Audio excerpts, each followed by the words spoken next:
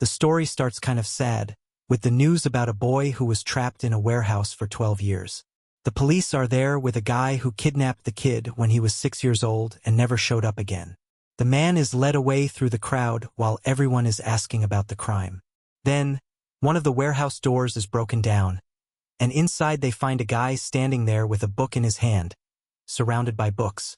The long-haired guy was there along with a book about brain science. The investigators comment that, based on the abuse marks on his body, it was probably him. The scene then changes to a hospital, and apparently a lot of people want to get in to interview the boy who's lying in bed. The doctors say his name is Shin Woo-jin, and he's 18 years old. A nurse says the boy is malnourished, full of inflammation, and has some external injuries. But the boy is just there, not saying anything. A female doctor thinks he's a very handsome boy and it's a shame he was trapped and forced to work for 12 years. Then a male doctor says it looks like he has some hearing loss. She sighs and then writes on a piece of paper, "What is your name? Can you speak out loud?" He looks at the paper, and she tells him to say what he's called. The boy says he's called son of a hard-working mother. Sometime before, under the burning sun, Woo-jin was there working while the guy sat on the lawn just watching. Later, he throws a bucket of rice into the room. The boy eats it desperately. It was in those moments that he was called by that beautiful name. The boy stayed there trembling among the books. A cockroach passed by and he quickly grabbed it to eat. Back at the hospital, the doctors are shocked that the boy calls himself that and wonder how much brainwashing he's been through. From the countless scars on his body, it was impossible to understand how much he had suffered. The bastard who did this should be executed. However, with the clipboard in her hand, she says that the results weren't as bad as they expected. She touches his shoulder, saying that he can sleep as much as he wants because now he's safe and sound.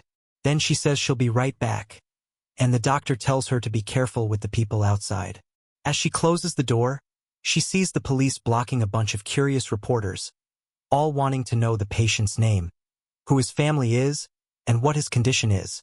The doctor gets angry at this bunch of evil people just wanting to make money and tells them all to leave the hospital and stop trying to profit from other people's sadness. She tells the officer to check everyone's cards to make sure they're authorized to be there. The reporters are just standing there looking foolish, eager to do an interview. Meanwhile, our boy is lying in bed like a mummy, sleeping. He looks at the ceiling and thinks that's the fluorescent lamp, a magic lamp. He sees the 4 in his arm and a room in the background, so that must be the bathroom. He then notices the guy in the other bed who realizes he's being watched. The guy says that the boy definitely has a strange story, but he doesn't care. He says that now his life is going to be even harder. Maybe our boy is a little confused. He looks at the guy's chart, which says he's 57 years old and has an open fracture in his femur. Our boy sees that he's 1.67 meters tall and weighs 67 kilograms. The skin on the man's arm was dry and tough, which showed that he worked with something that constantly dehydrated him. The old man is sitting there relaxing, while Woo-jin notices that the guy didn't have any watch or ring marks, no accessories. He does physical labor and doesn't have a wife. Considering the location of the fracture, this guy was doing drywall work when he fell from a low story. Since he didn't even have his hands to try to hold on to anything, his brain automatically sent a signal to make him try to hold on with his leg. Obviously, the kinetic force was much greater than the bone's resistance, creating that fracture with the femur sticking out. He imagines the scene and starts thinking about what the exact treatment would be. But then he looks to the side and the doctor has returned to the room bringing him some food. She approaches and asks if he's hungry and tells the boy to grab the spoon because it will be easier. Woo-jin observes that crow's feet are forming in the corner of her eye, the muscles in her cheeks are contracting and lifting a little, and the corners of her mouth are symmetrically rising. Considering all of this is a genuine smile. It not only shows that the person has good intentions but also isn't a threat. At that moment, he takes the spoon from her hand and stares at the food. With that, the guy even clears his throat, and when she goes to tell him to eat calmly, the boy starts devouring everything. She asks him to stop and go slower, but the plate is already clean, down to the last grain of rice. He makes a point of licking the plate. The doctor is there looking sad, not knowing how he lived like this. Then she receives a call, and someone tells her that Woo-jin's family has shown up. She turns to the boy and tells him that his father and mother have arrived. Seeing the movements of her mouth, he can read the words. He remembers that father and mother were something related to something called family. The woman asks if she should bring them both in, but before he can answer, she's already gone to get them. Clearly, there was no need to ask. Our boy watches her leave, then looks at the clock and starts counting how many seconds until they arrive. He starts counting from 1, goes to 10, 30, 1 minute and 10, 1 minute and 20. Suddenly, he thinks something is going to let him hear. Some kind of energy passes through Woo-jin's head. I don't know what's happening there, but it's raining letters. He's still in the challenge of counting the numbers when he starts to notice people approaching from outside. His hearing was so good that he could clearly distinguish the figures and the conversation that was happening. A footstep on the floor was like an explosion next to him. He even gets up startled. Then he hears them talking about the patient's stability. Their priority is to make sure that Woo-jin doesn't get scared, and the people all agree. Then they say they're coming in, and our boy sees a couple. The father and mother are standing there and seem to recognize the boy, who clearly doesn't understand what's happening. But he runs over, calling and saying that they missed him so much, hugging the boy with happiness. The mother is apologizing, and both thank him for finally coming back. But it was too much noise for the boy, who just started hearing. Apparently, he pulls away from the two of them. They continue trying to talk to the boy until some time passes. Now we're in the city, inside Woo-jin's family's house. The sister tells the mother that she's already cleaned everything.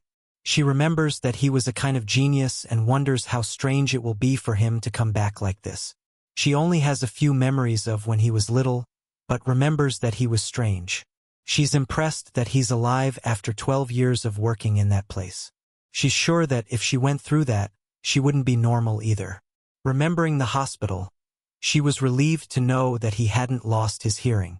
Then the door opens, and the mother comes in saying that she brought his brother. The two go behind and tell the boy to come in. Our boy comes in there with his clueless face, not understanding anything. The sister says that he's welcome. He looks around, and clearly the situation is peculiar. He looks at the pictures, and the father then says that he must be lost after so long away from home. He shows him where his old room was and tells his sister to help the boy. She's kind of awkward and unsure, but the mother tells her to help the boy while the parents cook. The two go to the room, and she can only notice that the situation is strange. Woo-jin is there collecting information. That's the bed, that's the window, that's the PC, that's the chair. Considering all of this, this is the environment known as his room. The sister then calls for him, and when he turns around, she sees the boy all glowing and wonders why he's even more handsome than he was in the hospital. Then she picks up her phone and says that she's going to teach him how to use it. She explains about how it's turned off and which button to press to turn it on. She shows him the mother's and father's numbers and says that she's going to delete her number so he can learn to write it. He responds that he understands, but in a very formal language that he learned in history books. She says that he doesn't need to be so formal with her, but he responds with the same words. She gets a little sad seeing that he doesn't even know how to use other words, but hands him the phone. Then she tells him to add her number, and right away he's clicking there and writing it smoothly. She finds it impressive that she explained it once and he was already able to turn on the phone, open everything, write the number, and save the contact. She says that her brother really seems intelligent as always. Then he says that he's going to teach him how to use the internet, clicks on the magnifying glass to zoom in, and says that you can search for what you're interested in. Our boy, the first thing he types is family. The internet says that it's a group of people related by marriage, blood relations, or adoption. He clicks on the image, sees the people there, all generated by ChatGPT. Then he looks at his sister, who's widening her eyes at hearing him say, family. But the boy doesn't seem very emotional. He's just discovering things. Suddenly, he smells something in the air and wonders if it's perfume. He remembers that in history, fragrances like that were used for ceremonies and communication between humans. Nowadays, it was a mixture of various solvents with the intention of generating pleasant smells. He gets up and starts going to the kitchen, ignoring what his sister is saying. Then he sees his parents who were cooking. They had prepared a feast. He realizes that the smell wasn't perfume but food, and his mother tells them to sit down and they'll eat. I think our boy has a slight touch of autism. I just think so. The family is all eating there, all happy. He's trying various things. But the scene changes completely to someone saying that a certain person's family died 5 years ago. One person each year. First the wife, then the mother, third was the sister-in-law by poison herbs, and then 2 close people and neighbors. All of this was said to the guy who kidnapped Woo-jin, who at that moment is saying that it wasn't him. The officer slams the table and says that these consecutive deaths are all around him, so clearly it was him. But the guy insists saying that it wasn't him and warns the detective that maybe it was that bastard who killed everyone. The guy asks who he's talking about, and with that he slams the table saying that it's the bastard that he gave food to. It had to be that kid who killed everyone. I'm scared now, was it really Woo-jin? An officer tells him to stop shouting, but the guy only responds that they don't know what kind of bastard he is. We see our boy in his solitary room studying anatomy books very diligently. But the kidnapper says that he's sure that it was that kid's thing. Back at our boy's house, his sister taught him to watch recaps of manhwa. He opens YouTube to watch a nice little story on Mumo's channel. He puts on a video of a streamer there, and as soon as the guy says hello, he doesn't understand it. He goes back and starts repeating the words. Apparently, he really has difficulty saying anything until he learns to say, hello, family. Everyone saw Azul wife eating the things there from Quint with cheese and is dying to try it. Then someone knocks on the door asking if they can come in. It was the sister, and he already opens it wanting to know what she wants. Before she says anything, he already asks if she wants him to clean something and what the work of the day is. She says that it wasn't any of that and that she just wanted to know if he wanted to eat servite. It was cold and tasty, and she tells them to go soon. But the mother tells them to be careful. When the mother says that she'll be right back, he repeats it and says that he'll be right back too. Then it changes to their passivity. They go to the convenience store. He's there with a clueless face because he's never seen this either. They enter the place and everything is shining for the boy. She goes to the freezer and he approaches to choose his, but she notices that he has difficulty making any choice. So she just hands him one and tells him to eat it. Going out, she knows that he's never bought anything, so maybe it would be a good time to teach him to use money. But she decides not to. Maybe it's better to introduce things little by little. Then they leave the convenience store, and sitting outside there are some girls talking. All in love with our boy Sherlock's beauty. The other one is already wanting to ask for his number. One asks if she's his girlfriend, and the sister seems to like hearing that. Clearly our boy went to another prison. He's kind of awkward to open it. She helps him then and tells him to eat it. He takes a bite and likes it a lot. His eyes are shining. Seeing him stopped for a second, she wants to know if there's any problem until his head explodes with him, saying that it's delicious. She tells him to eat slowly while glaring at the girls, telling them not to even think about trying anything. Then she asks why they don't take a picture together, and they take several. Sometime later, back at home, I'm already wanting some misfortune to happen for him to use his talent. I swear I didn't know, but as they were coming back, he separated from her for a second, and right when she turned the corner, our boy noticed someone watching. Nothing suspicious with his hat and arms crossed. He was just watching his sister. Our boy could note the traits of a hyena. He can see the marks on the guy's cap, his eyebrows contracted and concentrating, and his pupils dilated.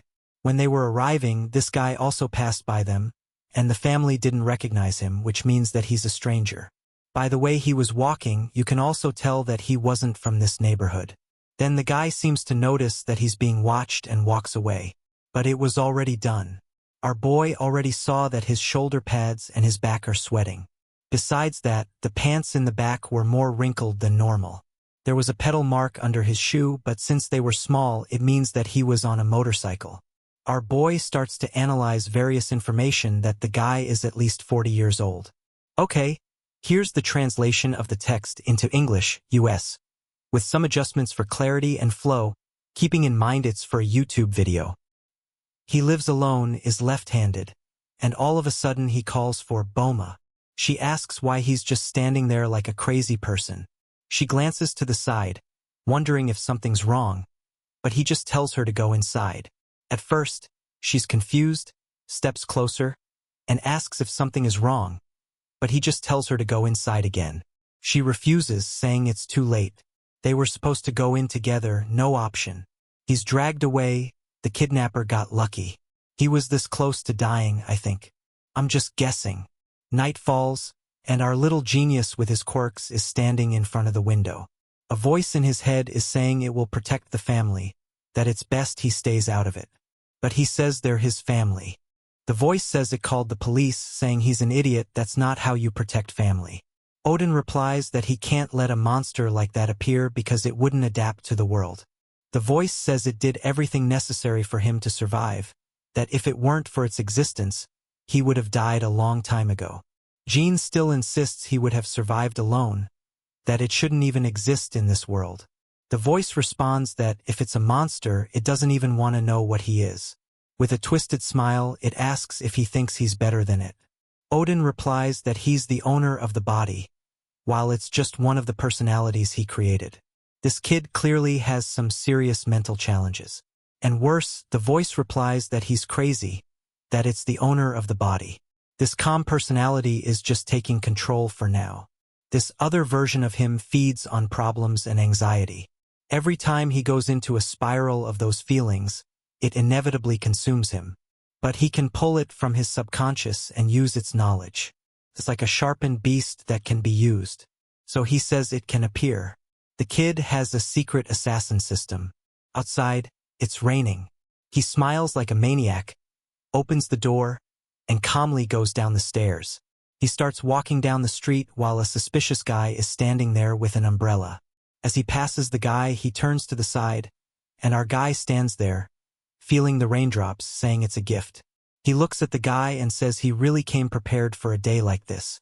The confused guy with the hat looks at him without understanding what he said. Jean gets closer and tells him not to be so annoying. Our guy looks at the clothes, looks at the arm, then says he's sad because he knows the guy so well, but the guy clearly doesn't know him. He even knows the guy eats soup for lunch, works as a delivery guy because of the dirt on his boots, and lives near the mountains. Plus, there's cat hair on the sleeve, which shows he probably killed a stray cat for practice. The guy is startled and asks who he is. Jean fixes his hair and says he'll tell him, but then kicks him, and I think he broke the poor guy's leg. The guy slides and falls to the side. Jean turns around desperately. The guy tries to ask who he is, but Jean just shows him the marks on his body. He gets closer to the guy and says if he sees him in this neighborhood again, he'll either leave dead or with twice as many marks. The wimp turns around all twisted and runs away. The crazy guy stands there in the rain, smiling, saying the sound is very good. 1 day, 2 days, 3 days, 4 days pass. His sister gives him a book to start studying. But the kid's already marking everything up super fast.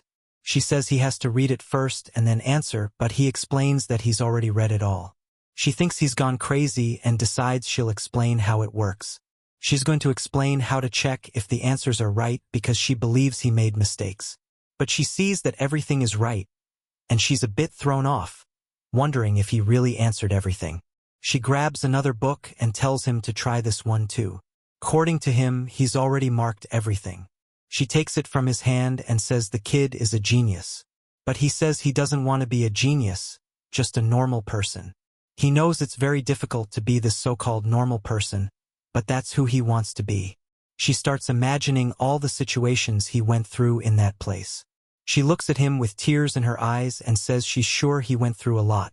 Analyzing all her expressions, our boy is sure she's sad. He puts his hand on his head and tells her not to be like that. Then he goes to the table, writes something, and hands it to her. Confused, she takes a look and then understands the message. It said, "Don't be sad. When your body temperature drops, your immune system weakens. Plus, sadness affects the tongue, which can cause weight gain and cardiovascular problems. Not to mention that the release of cortisol hormones can make you even more stressed and lose sleep quality. Sadness activates a part of the head that drains more energy, making you even more tired." Confused, she asks how the crazy guy knows all this. He replies that he's read many, many books. At this moment, his mom calls them to eat. He runs away while his sister is standing there like a dork, not understanding anything that happened. Every night he watches YouTube and the kid's already watching the hottest stuff, right? Not even the genius kid can resist. The moment he saw the cleavage, the video opened on its own. It's magic.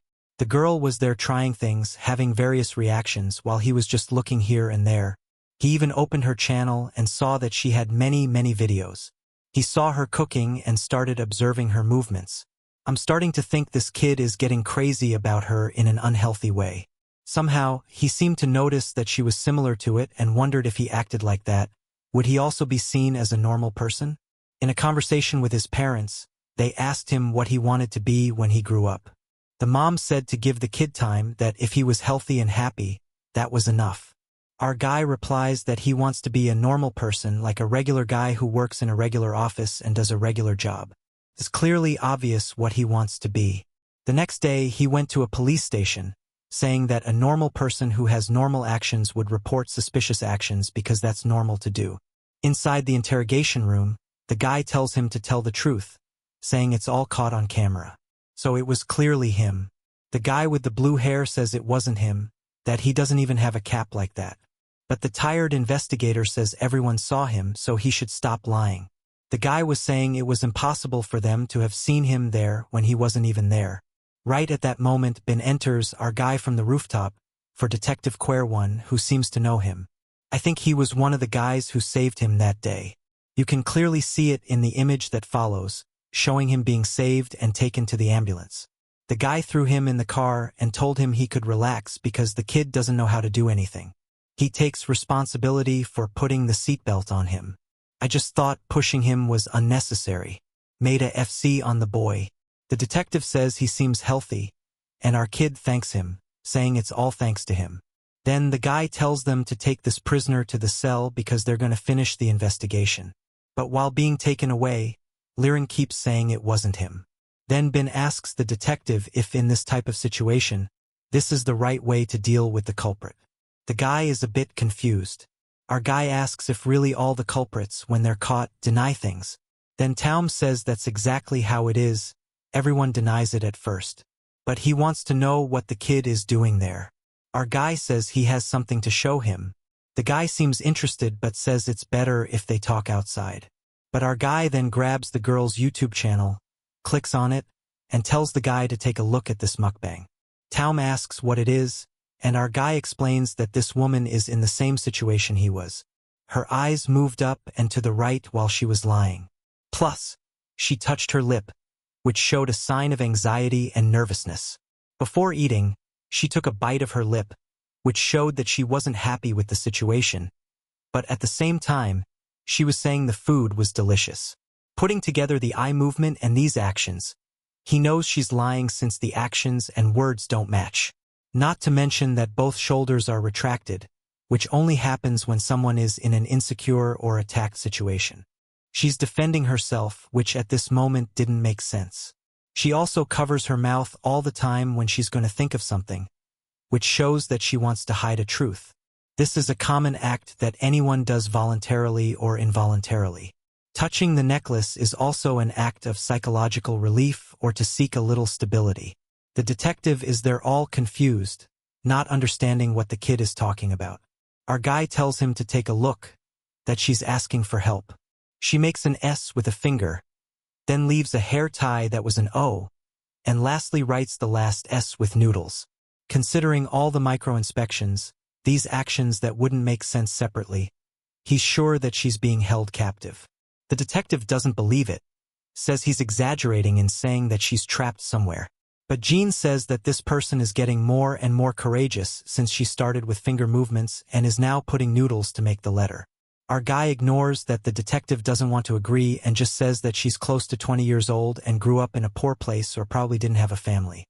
The people who are doing this aren't just one, but several who probably have almost the same age as her. Our guy is already seeing himself with the detective at the crime scene, who asks if he knows the person. He says he has no idea who she is, but he was trapped for a long time. That's why he understands the behavior of someone held captive so well. Jin asks if the detective believes that when several coincidences accumulate, everything becomes true. He says he's sure that the clothes he's wearing were bought by his mom, and he's also wearing his mom's clothes. The guy is scared that he guessed what he got from his mom. But our guy says that's just a small coincidence. He then says that the culprit who was in that room plays violin or viola as a hobby, but not professionally. The guy is a bit confused how this is possible to know. But Jin says if he's right, he wants him to believe in the evidence he brought from the girl. The guy comes to the conclusion that the guy must be wanting a job. But Jin says that's not the case. He just wants to work in the office as a normal person and came to pass information to the police like any citizen would. He asks the detective to ask the guy what hobby he has. If he's wrong, he can even punish him for obstructing the law. The detective says it's not necessary to go that far, asks the guy to wait a moment, and then goes there. But already on the way, he's wondering what he's doing. The problem was that the guy convinced him so well that he even started to believe it. Not to mention that he's wearing all the same clothes, which he knows is true and doesn't understand how it's possible. Then he goes to the guy, calls him, who asks what it is. Yearns wants to know if he happens to play violin or viola.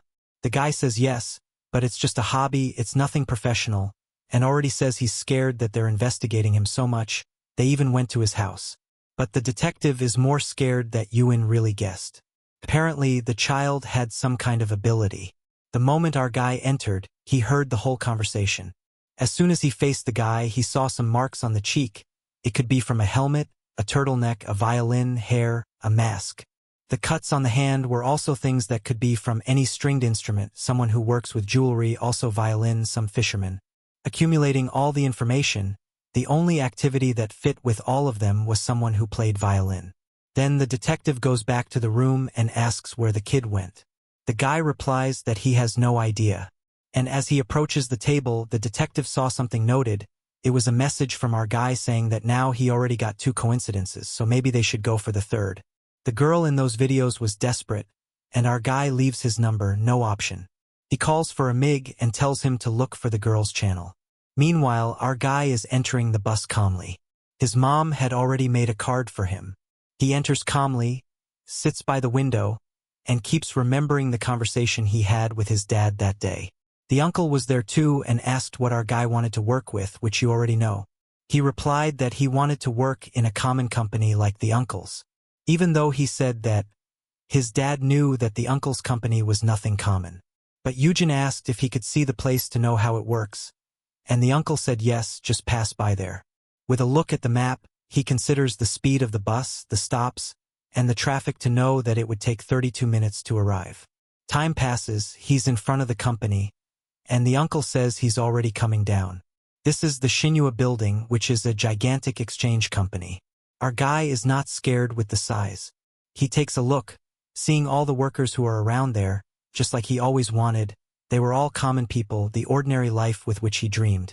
Then the uncle appears, saying hi, saying that he should be waiting inside. Our guy thanks him, but he just replies that it's nothing and tells him that now he's going to know everything there. The place was gigantic, and the uncle asks if he's impressed. Obviously, our guy says yes. The guy says he has a lot to show. There was the company's operations center. For them, they had several offices spread throughout the country. Our guy starts saying the name of several cities, and the J asks if he already took a look at everything before coming because he confirms. Jin says living in an ordinary way is okay. Here's the English translation of the text, adjusted for clarity and natural flow. This guy's really giving it his all, just laughing and telling them to hurry up, swipe the card, call the elevator. It's not the right time. Someone nearby asks if he's the manager's son. Oh, the girl, Rin, is watching them both. The uncle says he's just his nephew, and the girl giggles. Jin's there, staring at her like a lovesick fool. Just as she's about to ask if he's in high school, he beats her to it and asks her the same question. She's a little confused, but the uncle just says they're running late, shoves the boy inside, tells her to enjoy her lunch and says goodbye. They go up to the top floor, and the uncle tells him to take a look at the office. Lots of people working, some saying arigato gozaimasu, others speaking Chinese. The uncle then sits him down in a chair and asks if he feels like an office worker now. Our guy says no, he has to work really hard to get there. Just then, a guy tells the uncle that someone called to cancel a contract from Saudi Arabia. He orders them to organize a meeting right away and get everyone in the conference room. Meanwhile, in the elevator, the guy who was planning to eat with him in the cafeteria is told there are urgent things to do. The boy just thanks him. With that, he's back on the first floor.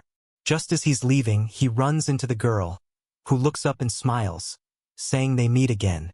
But Jean can only think that if she's a high school student at 11 a.m., she shouldn't be at this company.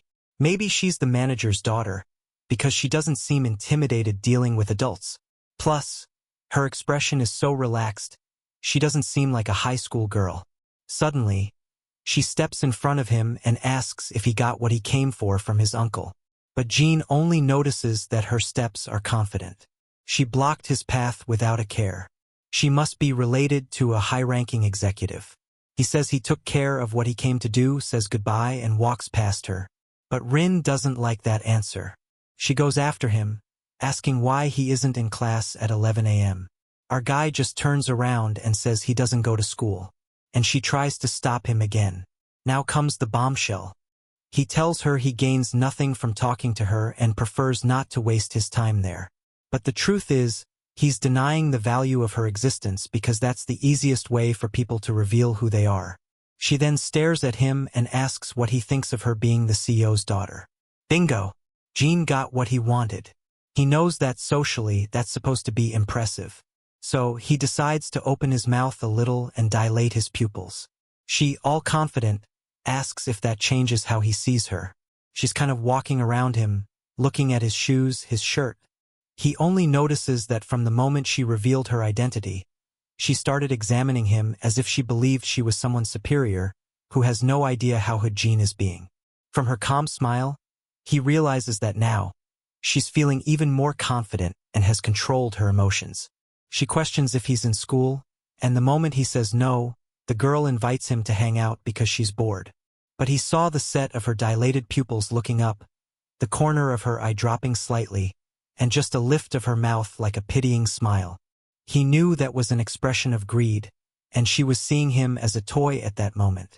But while she thinks she's playing with greed, he's going to manipulate that feeling to use her for whatever he wants. She insists again and he says okay. But he already knows that the chances of her becoming a narcissist or sociopath are extremely high. Man, this guy's analyzing this girl. She thinks she's winning, but she's falling for the game. She's already walking away, saying she knows a good place for them to go. He asks where it is, and she doesn't even bother to answer. Once again, he notices this girl thought the world revolved around her. Later, at the restaurant, she asks if he doesn't go to school because he wants to become a NET or something. He just says it's something else. She asks why, and he says he's just preparing for university exams. But he wants to know why she isn't at school. The girl says it's because she's on her period and left early. But he saw her fixing her hair and the movement of her eyes, two signs that she was trying to relieve the stress of lying. He then asks what's this about those days of the month. In his mind, he's saying she must be referring to that time of the month where the uterine lining is shed due to hormones. Rin is all red and not understanding what this crazy guy is talking about. Just then, the waiter asks what they'll order. While she's looking dumbfounded, she just replies that they'll both have the S menu. Once again, he notices that the girl didn't even let him choose anything. Mentally, she has the desire to dominate people. Only now does she ask his name. He says it's Jean. She says it's not a bad name and introduces herself as Laren. He's looking around, and she's on her phone. No one says anything, and she's about to ask if he's always this quiet when she goes to raise her arm to say it's boring. She accidentally bumps into a woman who almost spills her drink. The waitress apologizes, saying she seemed to have startled the girl. She's silent for a second and then says it's okay. Jean comments that she seems pretty sensitive since nothing even happened, and she reacted like that. She says again that it's because she's on her period, but Jean is sure the girl is just lying. Just then, her hair tie falls on the floor. She goes to bend down to pick it up, but he comes over and holds the corner. Confused, she asks why, and he explains that he was protecting her head from the corner. She gets a little emotional there for a second but snaps out of it. She then says she's sure something bad happened to him recently. She tells him to stop doing pointless things, but he just replies that she seems very tired. She keeps fixing her hair, saying he should worry about himself, especially since he has a white face as if he never goes out in the sun. He ignores her completely and tries the food. She then sees him standing there with a dumb look on his face and says that she knows that he must have found the soup delicious there. It's almost as good as the K restaurant in Busan. Jean seems to be trying to get this information and says that she fell into the trap. He decided to imitate some words she used to make her feel calmer. So he asks what this K restaurant is and who she went there with. Excited, the girl says she went with actress Kim Yena and asks if he knows her. Jean has no idea. He knows that in that city you can see the ocean, and the restaurant would probably be near it. With the intention of making her relive some positive emotions, he says she must have really liked seeing the sea. She gets all excited, saying they saw the fireworks, and it was like a painting, pure art. Our guy knows that at that moment her body is full of dopamine. The human brain can't really distinguish imagination from reality. Just like thinking about food makes your mouth water, she was in that same state. Even though she was sitting there, she was as excited as she was when she saw those fireworks. By guiding the girl to the past, he became a source of pleasure for her. Okay then, right? In this case, the woman has already brought the next dish. It was a piece of meat. Instead of cutting it and throwing it all in his mouth, a mango dessert arrives. She's still talking about her stories. Our guy is pretending to be interested, just saying what's necessary for her to reveal her interests. The moment she was talking about the aurora and the starlight, he stood up, saying he had to study. Confused, she asks if he's not the type of person who cleans toilets and stuff, a very humble girl, I'd say. But he just says goodbye, saying he has to prepare for the exams. She stands up, telling him to wait one last time, and says he can't leave without giving her his number after eating with her there. Then she says that since he hasn't been on the trips she's been on, she could take him to one. She knows the best hotels and the best restaurants in the area. Jean only realizes that she was addicted to the hormones that made her feel superior and feel pleasure, which indicated that she had trouble connecting with people and probably weak family ties. He hands over his cell phone and tells her to write it down. She's confused that he doesn't even have a password, but he just takes the phone back, thanks her for the food, and leaves without saying anything else. And she's left there not understanding this crazy guy. But the girl doesn't let it go. He was on the street, and she went there to ask where he lives. But he completely ignored her while he was watching something happen in an alley. She approached, asking what he was looking at. But he blocked her view and told her not to look and warned that someone there had been stabbed. The guy in the alley looked back and then ran away. But man, you were seen right away, you were done for. Jean ran across the street, already with his cell phone in his hand, approached the guy, touched the wound, while thinking that he really lived an ordinary life was difficult. He already warned about the stabbing, called the police, and said the address while checking the pulse and saw that it was dropping rapidly. The brain was accelerating the heartbeat to compensate for the blood loss. He asks what the guy's blood type is, who says it's B. Jean says that the hemoperitoneum was severe, and he would need a blood transfusion. Even the woman on the cell phone is understanding what he's talking about. She asks him to repeat it, and he explains that he's basically stabbed and losing blood, and his type is B. The woman asks where the stabbing was, and he says it was in the abdomen. She then starts giving instructions, but he was already doing everything she's saying. She says one thing, he says he's doing it while he thinks that ordinary life is difficult. Yearns was seeing all this scared. Some time later, the police and ambulances arrived and were taking care of the guy in the alley. The police officer approaches our guy and says that he wanted to ask some questions. Jean asked the officer why, because the boy already came with the list saying that the guy had short hair, a gray hat, a black shirt under a collared shirt, blue jeans, weighed close to 80 kilograms, height 1.80 m. The police officer even asks the boy to wait a little bit, already seeing that the boy will be difficult to write down. He even takes the recorder and asks him to repeat it. While talking to the policeman, he notices the presence of Yearns next to him.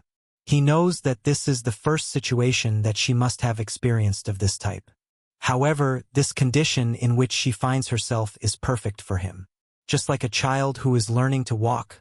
When they fall, they don't know much what to do.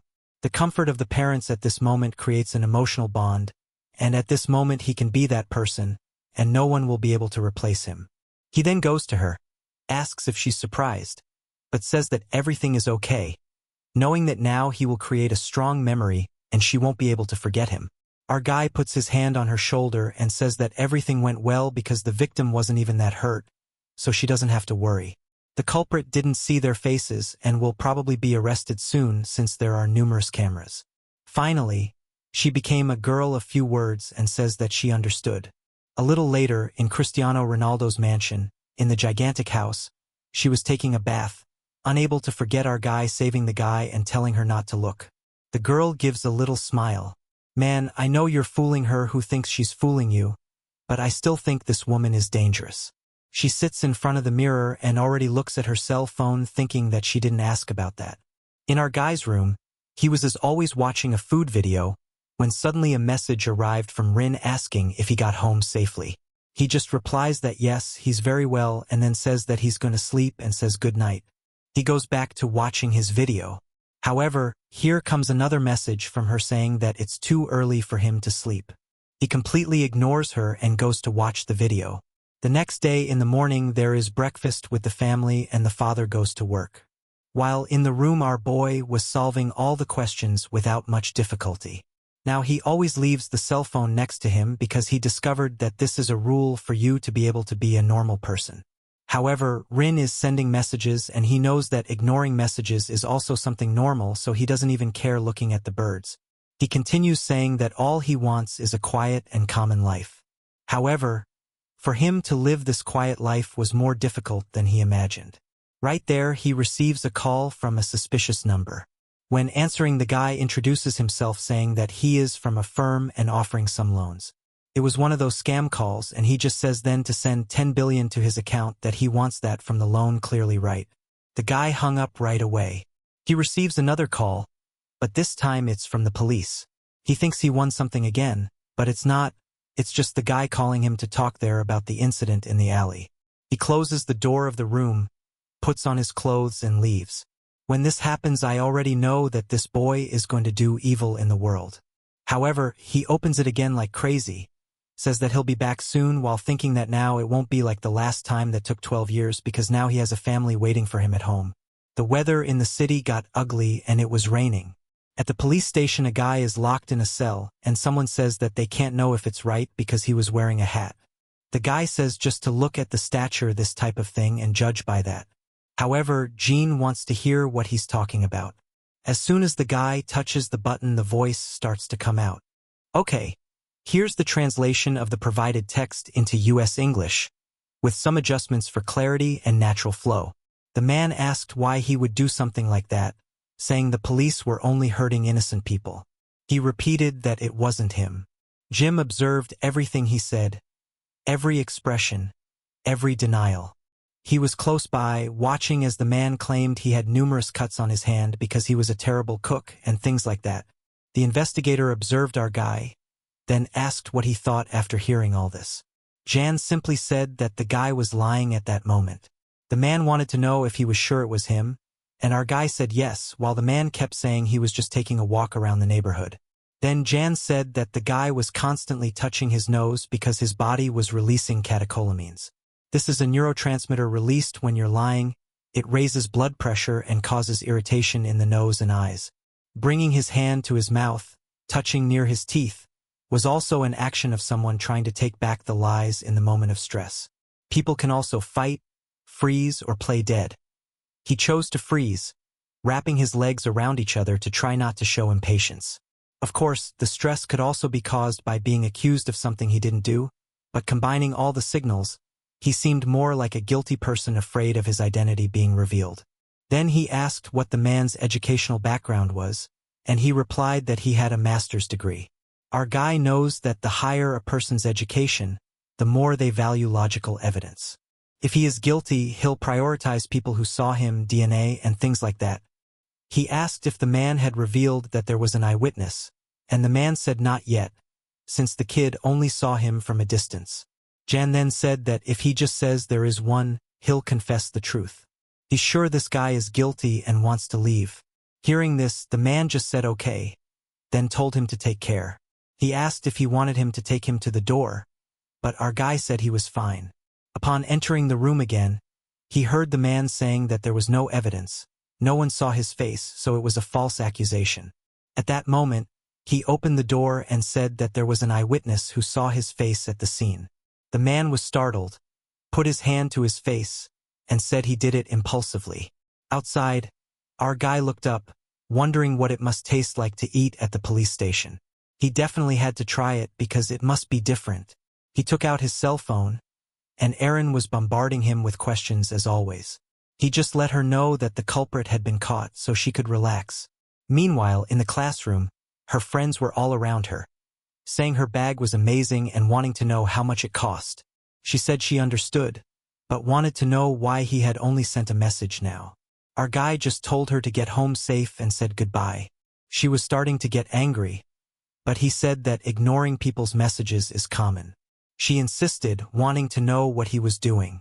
He said he was going to a challenge.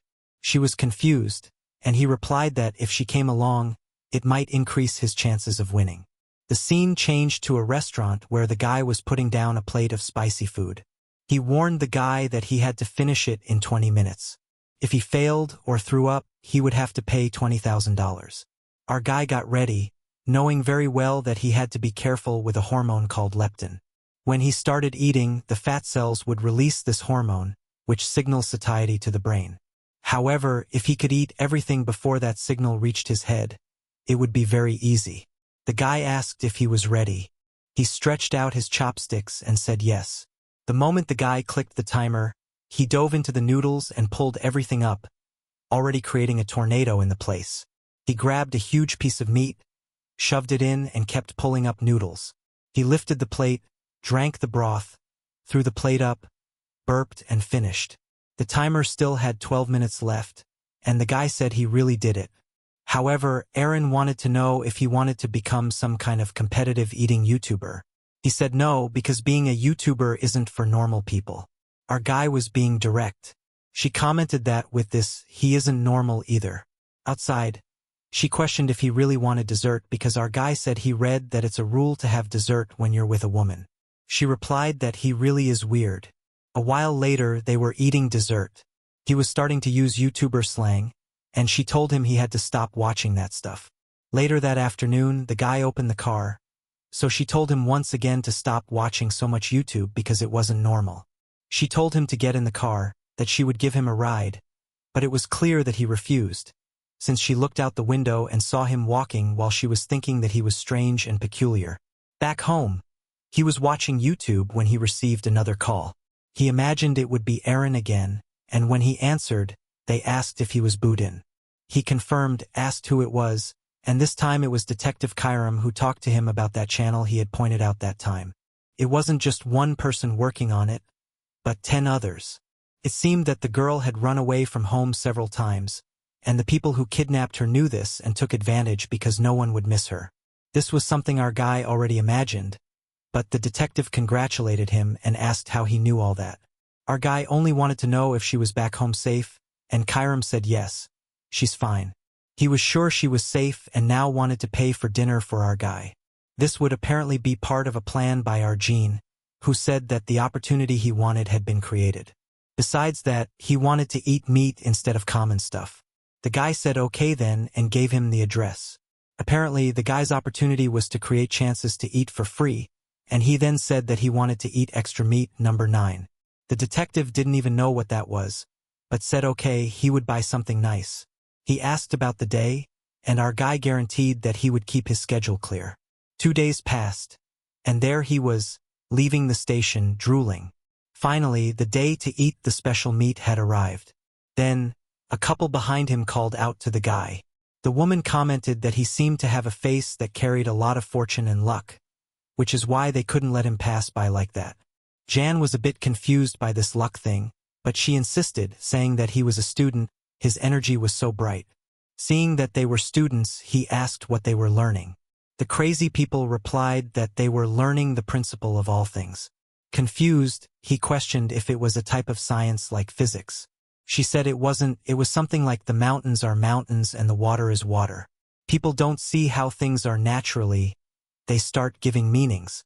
Our guy just said that a mountain is a place of high altitude and water is H2O, end of story. He thought that these guys in front of him were two crazy people because the guy said that he was so beautiful that he must have an ancestor sitting on his shoulder. He was a bit confused there, and the woman asked if he wasn't very devout. Now he understood that the crazy people were talking about ghosts. The woman said it wasn't ghosts, but ancestral spirits.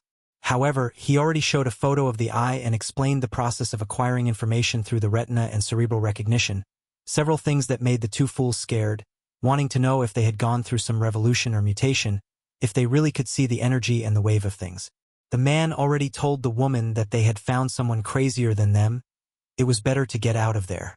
She agreed and said that he would see them another day, but observing her posture, he said that he wasn't that scary. They turned around, saying that no, he wasn't scary, but they had something urgent to do. However, our guy was chasing them, saying that now they were going to talk about ancestral spirits. The two ran away. Behind him, there was a crazy person recording all this. He introduced himself as Kiri TV from YouTube, commenting that these two have been scamming several people. He decided to record, but never saw anyone getting out of it like that and wanted to know if he could use our guy in a video. He said no because that wouldn't be normal. He just told him to delete the video, but the guy insisted, saying that many people would see it and he would become famous. Our guy already turned around while he yelled, saying that he would change the voice and no one would recognize him. Our guy told him to delete it. He offered $5,000. He told him to delete it again. He offered $10,000. He already turned around with the bank account. Send it here. The guy realized that the damned guy was smarter than he imagined. That's almost $10,000, that's too good. At the restaurant, the guy asked what he wanted and he said that meat, that crazy meat. Seeing that the investigator trembled when he saw the prices, our guy said that anything else was fine, but he replied no, he would pay for it and immediately ordered 3 portions. He turned to our guy and said that he wanted to thank him. If he was a little later to arrive at the scene, everything would go wrong. At that moment, there was chaos. They were about to jump off the building.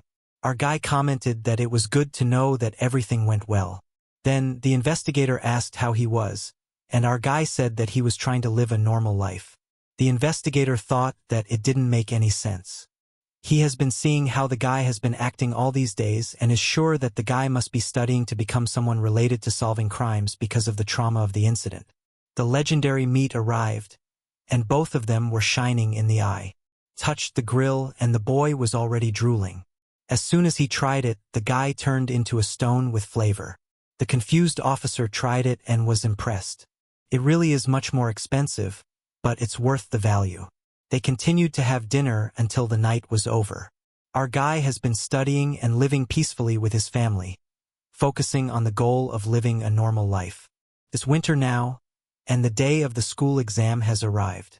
Our guy walks through the hallways. I already feel sorry for the poor guys who are competing against him. You guys don't have a chance. Get out of those chairs.